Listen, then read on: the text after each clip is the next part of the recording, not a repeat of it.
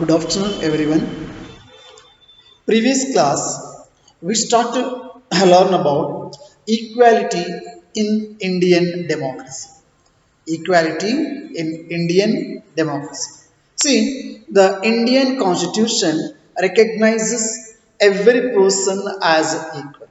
That means, so every individual in the country, whoever it may be, so including male or female. Okay, and all castes, religion, tribes, educational and economic backgrounds are recognized as equal.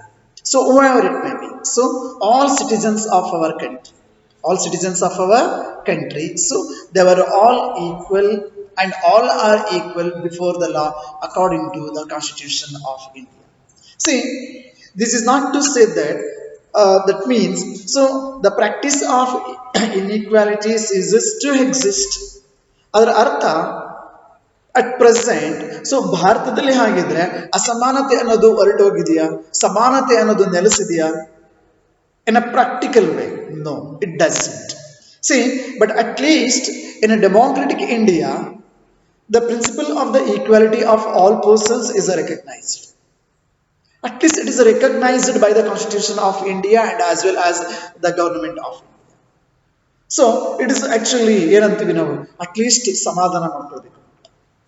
Why? Because now, so the Constitution recognizes equality of all persons, but ಯಾಕೆ ಸಮಾಧಾನ ಮಾಡ್ಕೋಬೇಕು ಅಂತ ಹೇಳಿದ್ರೆ ಮಕ್ಕಳ in the earlier days, so there was no single law which is going to be protect the people from discrimination and ill treatment in the country or in the society. There was no single law.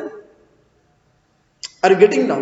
So at least ಇವತ್ತು ಲಾ ಇದೆ, constitution ಇದೆ, government ಇದೆ, ಅಸಮಾನತೆಯ practice ಮಾಡೋದ್ರ ಬಗ್ಗೆ ಅಥವಾ ಸಮಾನತೆಯನ್ನ ನೆಲೆಸಲಿಕ್ಕೆ ಅಥವಾ ಸಮಾನತೆಯನ್ನ ಏಕರೂಪತೆಯನ್ನ ತರಲಿಕ್ಕೆ ಪ್ರಯತ್ನ ಪಡ್ತಾ ಇದೆ.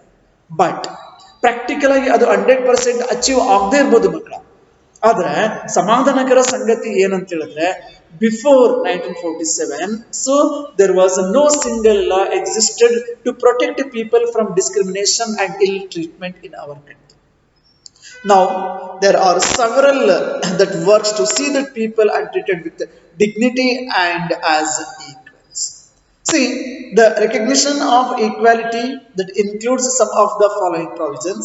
So whatever it mentioned in the constitution of our country. The first thing that every person is equal before the law. That means all are equal before the law.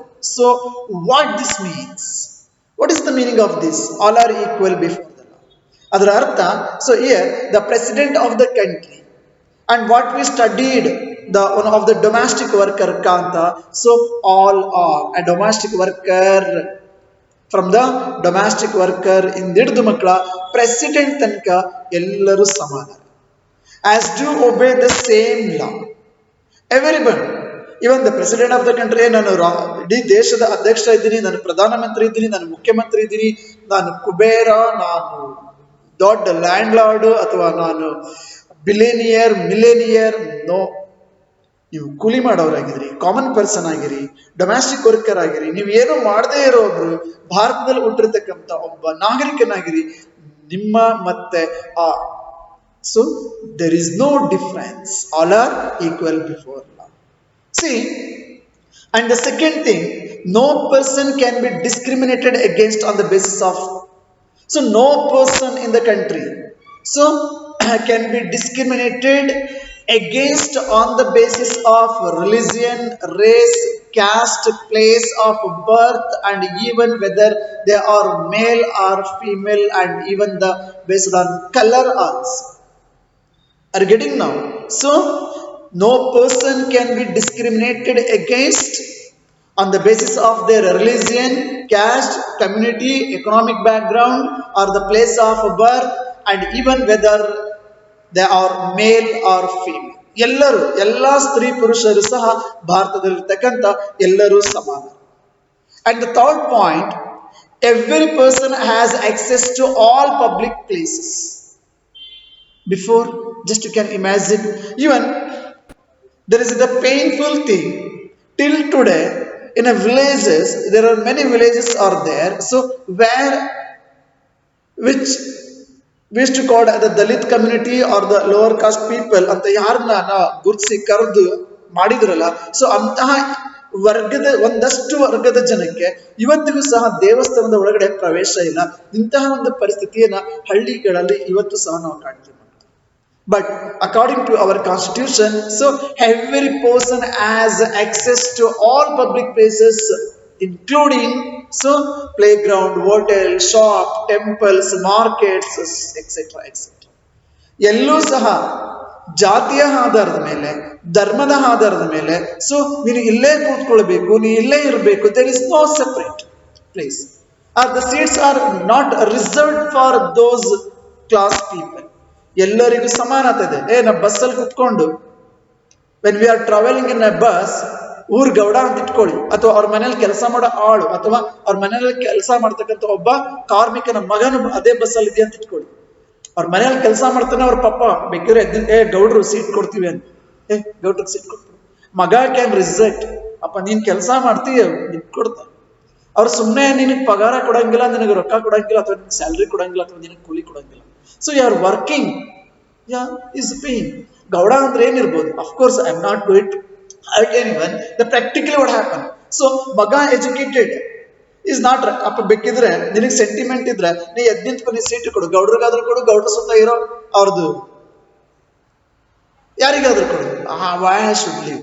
Whether in the same bus while traveling, whether the conductor whether is not issuing ticket for, is going to issue the ticket for everyone. Gowda ಆಗಿರ್ಬೋದು, ಕಾರ್ಮಿಕ ಆಗಿರ್ಬೋದು, ಅವ್ರ ಅಪ್ಪನ ಆಗಿರ್ಬೋದು, ಮಗನ ಆಗಿರ್ಬೋದು, so ಕಂಡಕ್ಟರ್ಗೆ ಎಲ್ಲರಿಗೂ ticket ಕೊಟ್ಟೆ ಕೊಡ್ತಾರೆ. So I mean, so is paying, is paying something, the something in that, so ಎಷ್ಟು ಅಮೌಂಟ್ ಇದೆ, so whether is there any excuses? No. So that means, so all public places are access to everyone, those who belongs to different community, caste, or rich irli, poor irli, yaar irli, even if they are physically challenged also, ಪ್ರತಿ ಒಬ್ಬರಿಗೂ ಸಹ so the same apply ಆಗುತ್ತೆ. ನಿಮ್ಗೆ ನೆನಪಿರ್ಲಿ ಮಕ್ಕಳ, ಒಂದಷ್ಟು ದಿನಗಳ ಹಿಂದೆ, ಒಂದಷ್ಟು ವರ್ಷಗಳ ಹಿಂದೆ ಎಂತೆಂತಹ ಇಲ್ ಪ್ರಾಕ್ಟೀಸಸ್ ನಮ್ಮ ಸಮಾಜದ ಒಳಗಡೆ ಇತ್ತು ಅಂತ ಹೇಳಿದ್ರೆ, ಬಾವಿಲಿ ನೀರು ತರ್ಕೊಳ್ಳುವಂಗಿರ್ಲಿಲ್ಲ, ಕೆರೆಯಲ್ಲಿ ಹೋಗಿ ನೀರು ತರುವಂಗಿರ್ಲಿಲ್ಲ, ಆ ಒಂದು ಮೇಲ್ವರ್ಗದ ಅಂತ ಕರೆಸ್ಕೊಂಡವರ ಬೀದಿ ಒಳಗಡೆ ಎಂಟ್ರಿ ಆಗುವಾಗಿರ್ಲಿಲ್ಲ, ಮತ್ತೆ ಪಬ್ಲಿಕ್ ಘಾಟ್ಗಳಲ್ಲಿ ಸ್ನಾನ ಮಾಡುವಂಗಿರ್ಲಿಲ್ಲ, ಮುಟ್ಟಿದ್ರೆ what we call, so the practice of untouchability, ಮುಟ್ಟಿದ್ರೆ ಮೈಲಿಗೆ ಅನ್ನೋ ಪರಿಸ್ಥಿತಿನಲ್ಲಿ ಬದುಕ್ತಾ ಇದ್ದಂತಹದ್ದು. So these are all actually abolished in the law. Of course, dear students, so untouchability has been abolished, but still we can see, we can get experience. ಕೆಲವರು ಬಹಳ ಚಂದ ಇರುತ್ತೆ ಮಕ್ಕಳ, ಇವತ್ತಿಗೂ ಸಹ ಭಾರತದ ಸಮಾಜ ವ್ಯವಸ್ಥೆ ಹೇಗಾಗಿದೆ ಅಂತ ಹೇಳಿದ್ರೆ, ಸೊ ಅದನ್ನ ಬೇರ್ಪಡಿಸ್ಲಿಕ್ಕೆ ಆಗ್ತಾ ಇಲ್ಲ. ಈ ಒಂದು ಜಾತಿ, ಹಿಂದೂ ಅಂದ್ರೆ ಒಬ್ಬರೇ ಅಲ್ಲ, all are Hindus, that's all. What ever they are doing, the different profession are different occupations, ಅಷ್ಟೇ ಅದು ಏನೇ ಆಗೋಗ್ಲಿ ಮಕ್ಕಳ, ಅವ್ರ ಕೆಲಸ ಯಾವ್ದಾದ್ರು ಮಾಡ್ಲಿ, ಹಿಂದೂ ಅಂದ್ರೆ ಒಬ್ನೇ, ಅಥವಾ ಮುಸ್ಲಿಮ್ಸ್ ಅಂದ್ರೆ ಒಬ್ರೆ, ಅಥವಾ ಕ್ರಿಶ್ಚಿಯನ್ ಅಂದ್ರೆ ಒಬ್ರೆ, ಅಲ್ಲೂ ಸಹ, ಅಥವಾ ಜೈನ್ ಒಬ್ರೆ, ಅಥವಾ ಬೌದ್ಧ ಒಬ್ರೆ. ಇವತ್ತು ಏನಾಗಿದೆ ಅಂತಂದ್ರೆ, ಧರ್ಮ ಒಂದೇ, ಆದ್ರೆ ಧರ್ಮವನ್ನ ಆಚರಣೆ ಮಾಡ್ತಕ್ಕಂಥ ಎಲ್ಲರ ಕೈಗೆ ಸಿಕ್ಕು ಅಲ್ಲಿ ಬೇರೆ ಬೇರೆ ಪಂಗಡಗಳಾಗಿದೆ. So there we can see the different categories. And ಇವೆಲ್ಲ ಇಲ್ ಪ್ರಾಕ್ಟೀಸಸ್ ಯಾರು ಹುಟ್ಟಾಕಿದ್ದು? ಆ ಸಮಾಜದಲ್ಲಿ ಇದ್ದವರೇ ಹುಟ್ಟಾಕಿದ್ದು. So anyhow, so according to our Indian constitution, so untouchability has been abolished. So discrimination ಆಗಿರ್ಬೋದು, untouchability ಏನು ಮಾಡುವಂಗಿಲ್ಲ.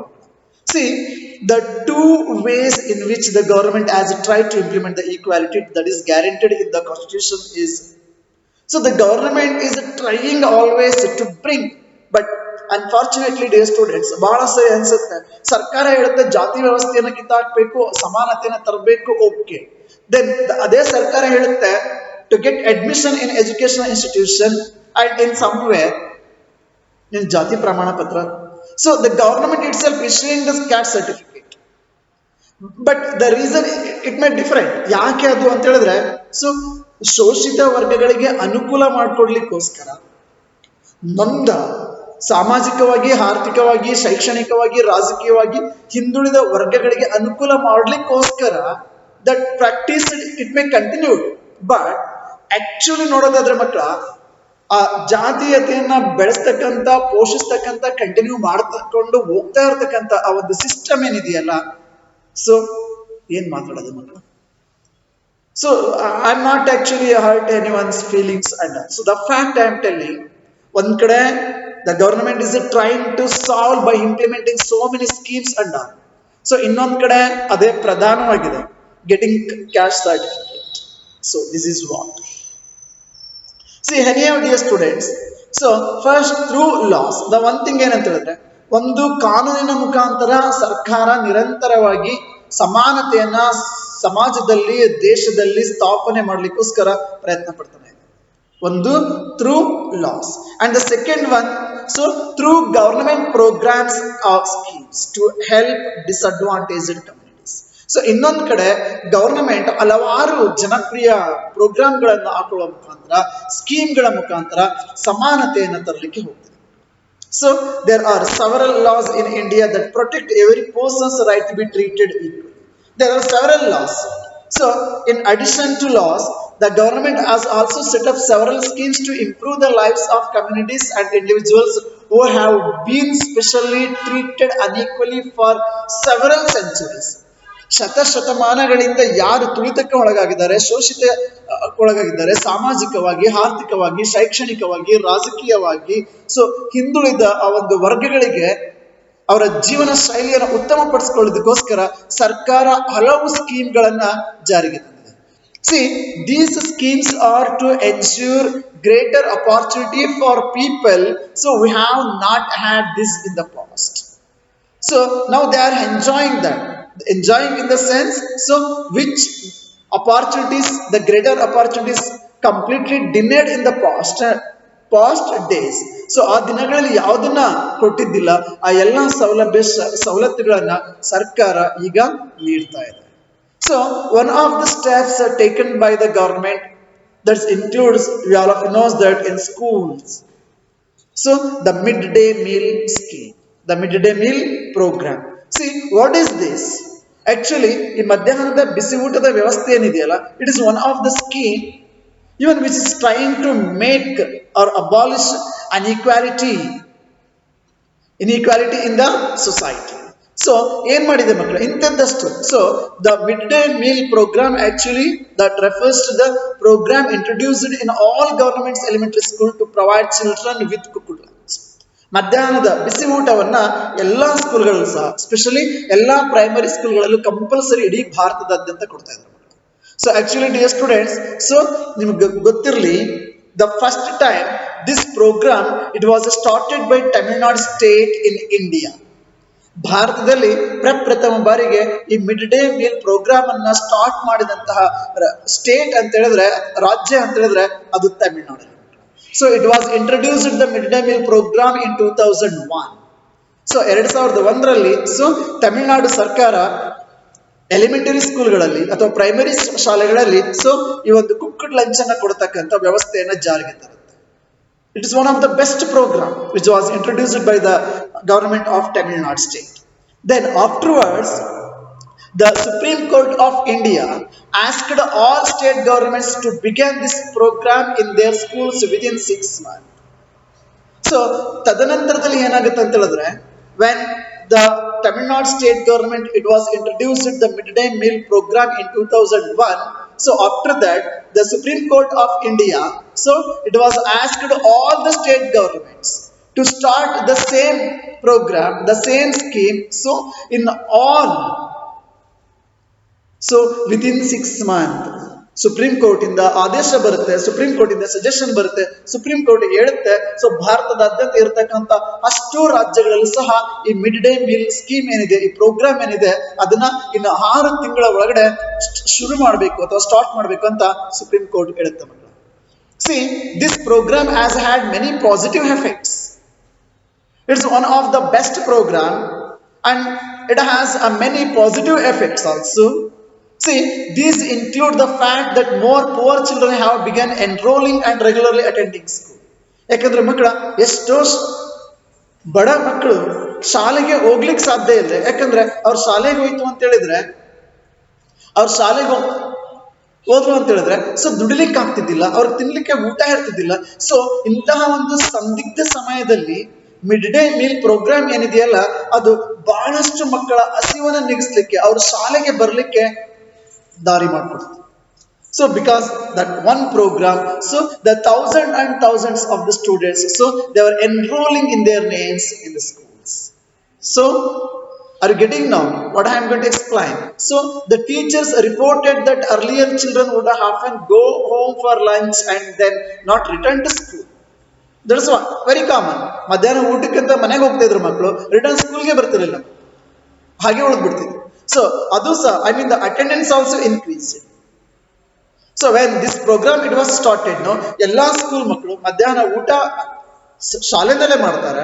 ಸೊ ಊಟ ಮುಗಿಸಿ ಶಾಲೆ ಕಂಪ್ಲೀಟ್ ಆಗೋ ತನಕ ಇರ್ತದೆ. ಬಟ್ ನಾವು with the mid day meal being provided in school, ಯಾವಾಗ ಶಾಲೆನಲ್ಲೇ, ಯಾಕಂದ್ರೆ ಎಷ್ಟೋ ಮಕ್ಕಳು ಮನೆಗೆ ಅಂತ ಊಟಕ್ಕೆ ಹೋದಾಗ ಅವ್ರ ಮನೆ ಕಂಡೀಷನ್ ಯಾರಿಗೆ ಗೊತ್ತು ಮಕ್ಕಳು, ನಿಮ್ಗೆಲ್ಲ ನೆನಪಿರ್ಲಿ, ಆಲ್ಮೋಸ್ಟ್ ಸರ್ಕಾರಿ ಶಾಲೆಗೆ ಹೋಗ್ತಕ್ಕಂಥ ಮಕ್ಕಳು, so they may the almost the 75% of the students, so they all comes from poor background.